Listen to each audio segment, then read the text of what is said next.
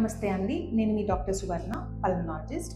ఈరోజు సిఓపిడి గురించి కామన్గా ఉన్న కొన్ని మిత్స్ అండ్ ఫ్యాక్ట్స్ గురించి తెలుసుకుందాం. సిఓపిడి అనేది ఓన్లీ స్మోకర్స్లోనే వస్తుంది. లేదు, స్మోకింగే కాకుండా ఎయిర్ పొల్యూషన్ వల్ల, లేకపోతే వర్క్ ప్లేస్లో కెమికల్ ఎక్స్పోజర్స్ వల్ల, జెనెటిక్స్ ఫ్యాక్టర్స్ వల్ల కూడా సిఓపిడి రావచ్చు. సెకండ్, సిఓపిడి అనేది ఓన్లీ మేల్స్లోనే చూస్తాము. లేదు, ఫీమేల్స్లో కూడా సిఓపిడి అనేది చూస్తాము. ఎవరికి అయితే స్మోక్ ఎక్స్పోజర్ ఉంటుందో వాళ్ళలో ఎవరికి అయినా సిఓపిడి అనేది రావచ్చు. సిఓపిడి ఉన్న వాళ్ళు ఎక్సర్సైజ్ చేయకూడదు.